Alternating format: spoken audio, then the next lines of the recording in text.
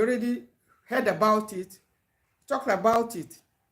But like I said, I don't come out on live to say something that I read easily.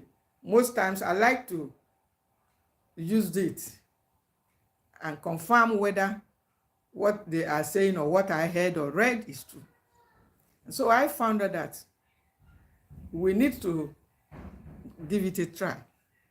If you are trying to work on your cholesterol and it seems you're not getting results, and why is it sometimes difficult actually? I'll also share some of my experiences in the process.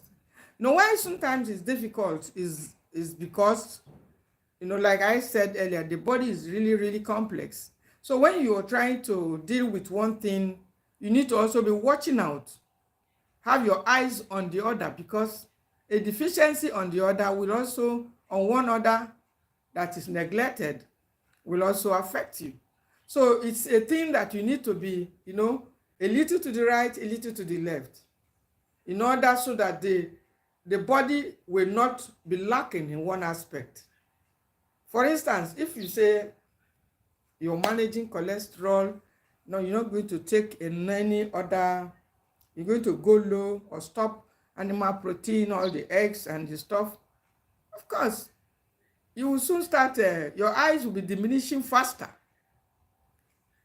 I mean, if you stay away from the food that support your eyes, like eggs, for too long because you're trying to overcome or clear off your cholesterol, of course, we already know that it's not a major factor to one of the top foods that raises your cholesterol. But when you're actually working on it at the early stage, you need to actually stay off eggs. Yes, I did that for some days. You have to stay off. You have to stay off eggs and meat a few days. And then as you do it, you'll be watching, listening to the symptoms that actually made you to, start the process of reducing your cholesterol. And it works. It works gradually. One of the things that also happens is that constipation, a lot of women also go through it. And when the cholesterol is there and the insulin resistance is also part of it, some of us are not aware. So we are like battling two things. That's why we need to be careful. The insulin resistance will be part of it, the cholesterol will be part of it, and then other things, blood thickening and several other things. So that we have to work to balance it. While we are working to lower the cholesterol, we're also working to ensure that we are dealing with the insulin resistance. Of course, I had to take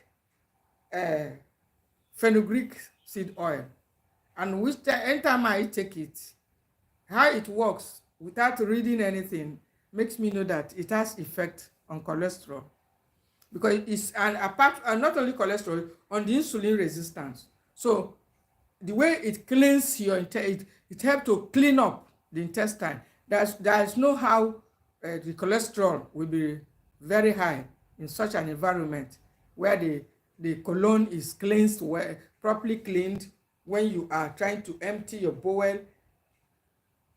One of the early symptoms that I usually observe is constipation.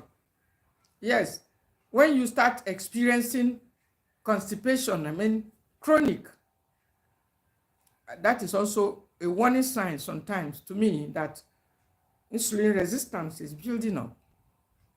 And if not checked, that is how over time it turns out to be diabetes, full-blown diabetes. And the same thing with the cholesterol.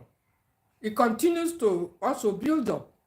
And if you don't check it, if it's not checked, over time, it will cause a heart attack.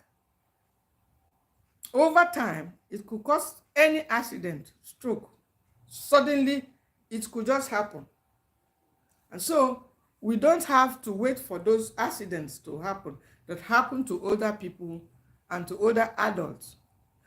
Like one more point I